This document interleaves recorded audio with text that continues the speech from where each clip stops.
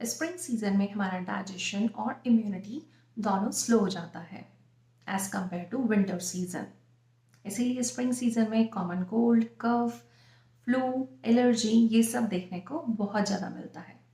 Spring season में हमें अपने खाने में गेहूँ और जौ से बनी रोटी, काली मिर्च, सॉल्ट का इस्तेमाल, हनी का इस्तेमाल, warm drinks, warm beverages, spicy meal और गिलोय कॉन्कॉक्शन को लेना चाहिए। स्प्रिंग सीजन में हमें अवॉइड करना चाहिए दही को, आइसक्रीम, डेजर्ट्स और फास्ट फूड को।